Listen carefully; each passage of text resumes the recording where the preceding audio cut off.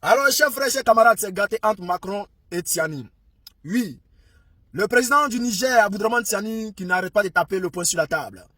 Cette fois-ci, il accuse le président Macron de vouloir déstabiliser son pays à travers des fausses informations, de la désinformation. Alors, chers frères, chers camarades, qu'est-ce qui se passe? Nous allons rentrer en profondeur, mais je vais vous demander d'abord de pousser énormément les bleus, pousser les bleus pour nous donner la force. À travers ce communiqué, le gouvernement du Niger accuse la France. Et là, nous allons directement rentrer en profondeur. N'oubliez pas de pousser les bleus.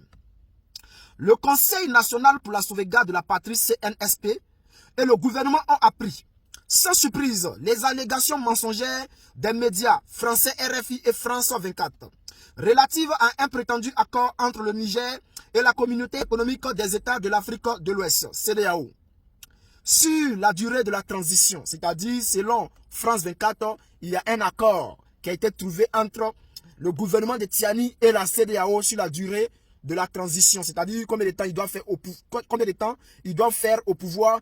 Selon ces médias-là, il y a eu un accord. Et là, le gouvernement du Niger et son président Aboudraman Tiani n'est même pas, ils sont pas contents du tout. Ils sont pas du tout contents, ils sont fâchés, ils sont sortis pour faire un démenti. Famille, continuez à prendre cette vidéo, envoyer dans tous les groupes, parce que la vérité finit toujours par sortir. Il s'agit, en vérité, d'une entreprise de désinformation et d'intoxication des opinions savamment orchestrée par les autorités françaises à travers les médias, à travers France 24, c'est-à-dire, il dit ici que Macron, à travers France 24 et RFI, orchestre de la désinformation dans les pays, le Niger. Chers frères, chers camarades, à un moment où les derniers militaires français viennent de quitter le territoire nigérien, c'est-à-dire, les militaires français qui étaient au Niger, ils sont partis. Voilà, les derniers sont partis.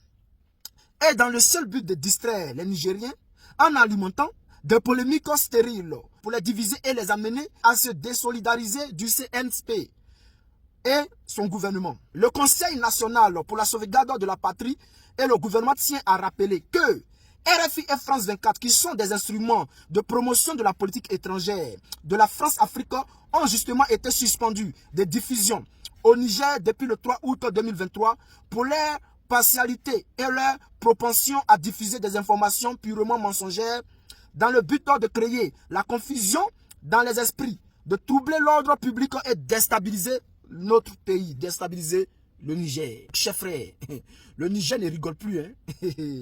Aussi, le CNSP et le gouvernement tient-il à apporter un démenti catégorique quant aux allégations mensongères distillées par RFI et France 24 qui n'engagent que leurs auteurs.